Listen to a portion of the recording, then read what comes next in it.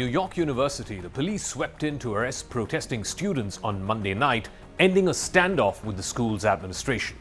At Yale, the police placed protesters' wrists into zip ties and escorted them onto campus shuttle buses. Many were booked for trespassing. Columbia University, where these protests first started, kept its classroom doors closed on Monday. Instead, it moved all lectures online and urged students to stay home.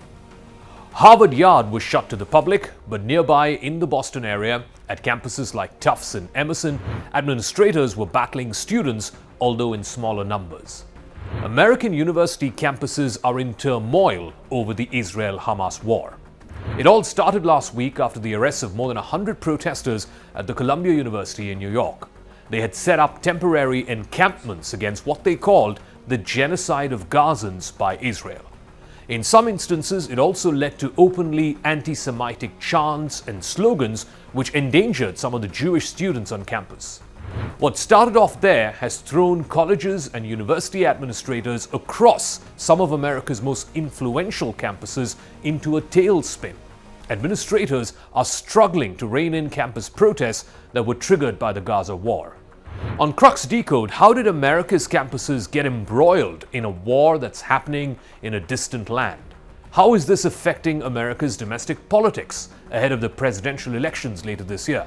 And has the emergence of the Arab American vote bank and its influence on the Democratic Party threatened the all-powerful Jewish lobby which has always stood by Israel?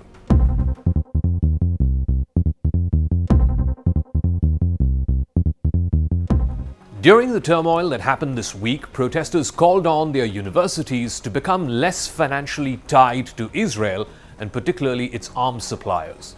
Coincidentally, the protests happened on the same day as the start of the Jewish Passover.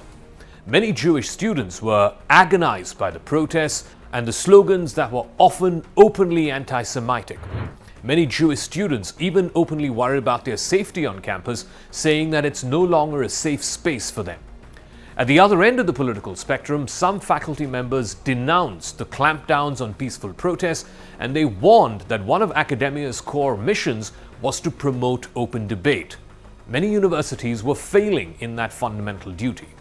It even split the alumni and the donor community of these institutions.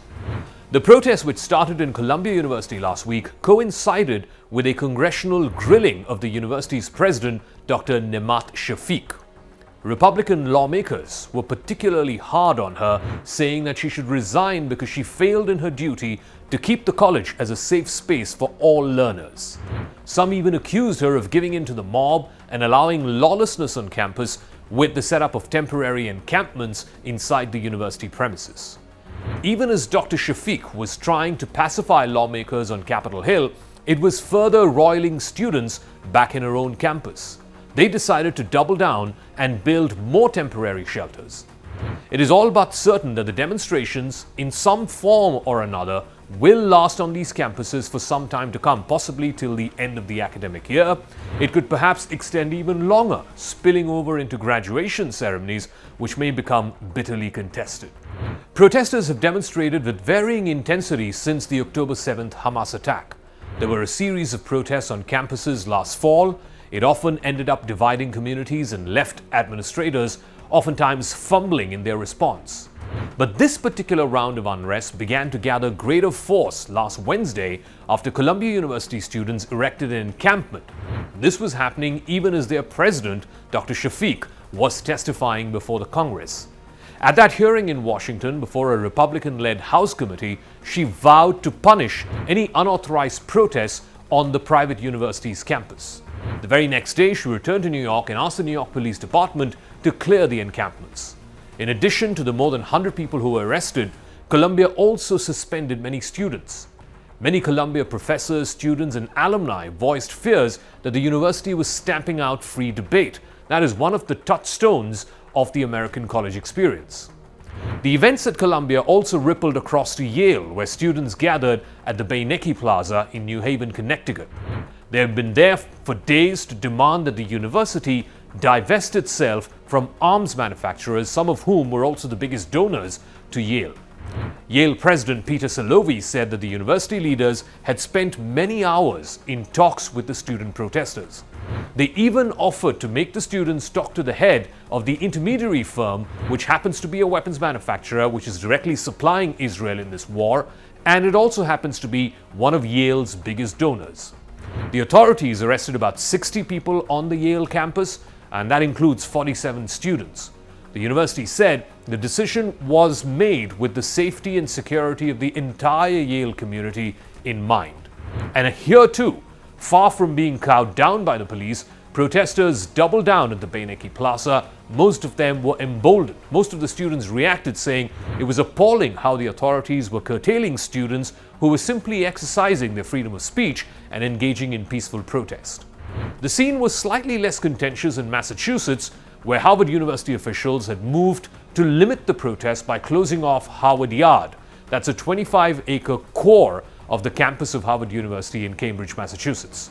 Students were warned that they could face university disciplinary action if they erected unauthorized tents or blocked entrances to buildings.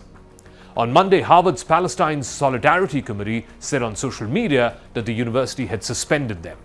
The National Students for Justice in Palestine, which is a loose confederation of campus groups, said it believed that the decision was clearly intended to prevent students from replicating what was happening in campuses across the United States. Harvard said in a statement that it was committed to applying all policies in a content-neutral manner.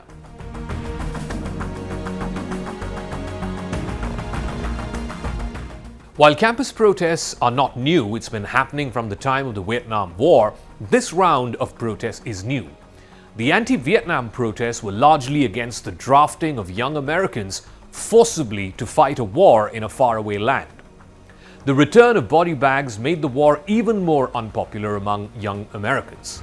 In this instance, though, America is not directly fighting this war, nor are young Americans being forcefully drafted.